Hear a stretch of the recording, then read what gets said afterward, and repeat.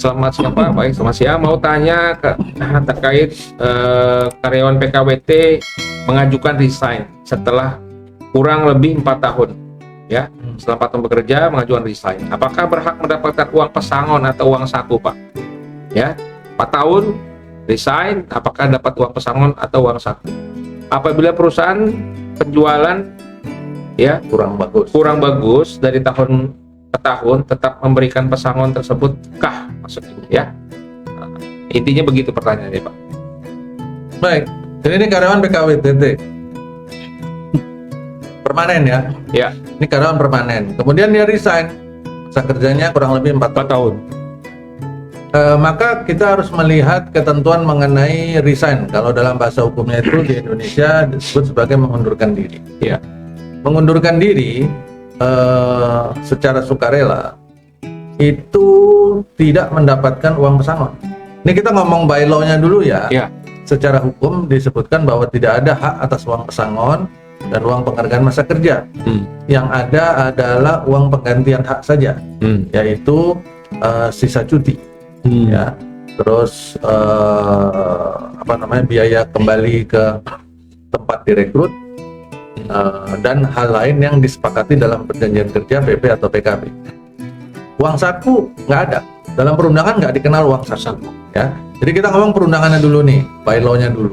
Nah, kemudian by law-nya begitu ya, jadi nggak dapat pesangon, nggak dapat uang saku. Kemudian apakah boleh perusahaan mengatur lain? Misalkan yang resign dapatnya uang pesangon dan uang saku juga, silakan, nggak dilarang. Ya, dalam perundangan memang tidak mendapatkan uang pesangon, tidak mendapatkan uang penghargaan masa kerja, tidak mendapatkan hanya mendapatkan uang penggantian hak dan uang pisah. ya. Ya, uang pisah itu ditentukan oleh perusahaan sendiri. Kemudian kalau perusahaan mau tetap ngasih uang pesangon boleh nggak dilarang, silakan. Kalau mau ngasih uang saku silakan, nggak dilarang. Ya, tapi itu tidak bisa diperdebatkan.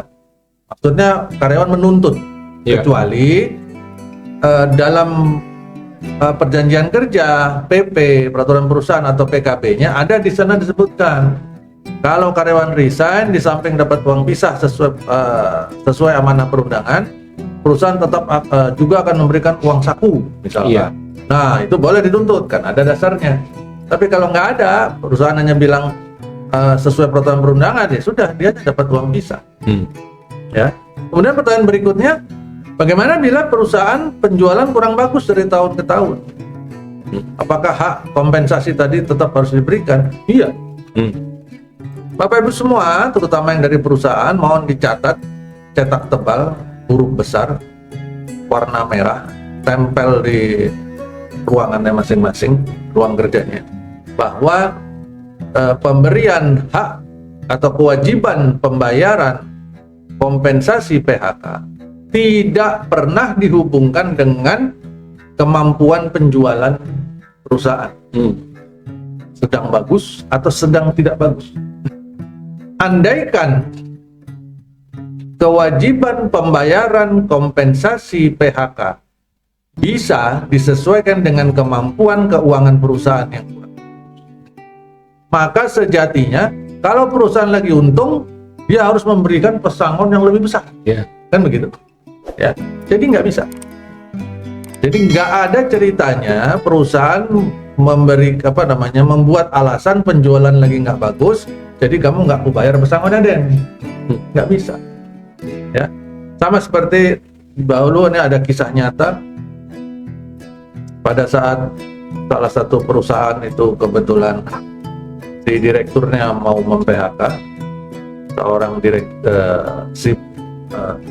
GM country-nya mau mem-PHK salah satu direkturnya. Kemudian disampaikan Anda saya berikan uang pesangonnya 1 bulan upah saja. Kenapa? Karena jabatan Anda sudah tinggi, fasilitas Anda sudah banyak, dapat mobil, dapat supir dan sebagainya. Jadi perusahaan cuma ngasih 1 bulan upah. Nggak ada ceritanya seperti itu, nggak bisa. Maka si direktur itu pada saat itu nggak terima, dituntutlah dia ke perusahaan itu, ke pengadilan, dan akhirnya direktur itu menang. Perusahaan itu harus membayar bahkan jauh lebih besar daripada hak yang Iya. yang seharusnya dibayarkan kepada si karyawan pada saat di PHK. Malah jauh lebih besar, malah jauh lebih rugi akhirnya perusahaan. Iya. Ya. Tuh. Nah, kebetulan si direktur yang kita bahas tadi ini adalah namanya Denny Makarim, Pak. Objeknya. Jadi dulu pada saat saya di PHK seperti itu. Disebutkan bahwa kamu cuma dikasih 1 bulan upah dan karena gajimu sudah tinggi, karena jabatanmu sudah tinggi, kamu dapat fasilitas mobil, dapat fasilitas supir dan sebagainya. Alasan subjektifnya. Nah iya, saya bilang itu nggak ada urusannya. Karena saya masih tunduk sama hukum ketenagakerjaan, ya sudah, kewajibanmu adalah bayar. Kalau kamu nggak mau, ya kita ketemu di pengadilan dan kita ketemu akhirnya. Dan saat itu di pihak pemerintah bahkan menyampaikan kepada kuasa hukum perusahaan bahwa sampaikan kepada prinsipalmu bahwa setiap hari kamu menunda pembayaran kepada si Denny, maka setiap hari si Denny akan bertambah kaya. Udah pontang-panting, akhirnya damai, dia minta damai, akhirnya dibayar, malah bayarnya lebih besar daripada hak yang seharusnya saya terima pada saat saya di PHK. Ya. Jadi begitu ya Bapak Ibu, terutama yang dari perusahaan, berhati-hati, tolong dipastikan, tegaskan kepada pihak pimpinan perusahaan bahwa masalah kemampuan keuangan, masalah penjualan lagi bagus atau lagi nggak bagus itu tidak bisa dihubungkan dengan pembayaran pesangon. Ya. Kenapa? Karena pembayaran kompensasi PHK di dalamnya ada pesangon, penghargaan masa kerja, ada penggantian hak, uang pisah, dan sebagainya. Itu sejatinya sudah harus disiapkan oleh perusahaan dan dicadangkan tersendiri. Iya. Ya, dalam PSK 24 kewajibannya kalau lagi audit keuangan tiap tahun kan selalu dicadangkan, selalu dilaporkan, katanya dicadangkan. Nah, pada saat lagi mau PHK orang, itulah harus dibuktikan bahwa pencadangan itu memang benar-benar dilakukan. Jangan-jangan apa yang terjadi, pencadangan itu hanya berupa laporan dalam audit keuangan saja. Tapi faktanya nggak pernah benar-benar dicadangkan. Ini yang membuat pada saat terjadi PHK, perusahaan pontang-panting kebingungan.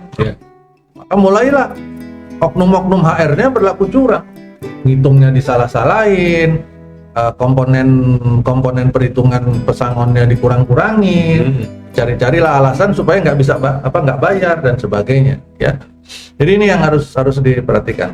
Demikian, Pak. Terima kasih.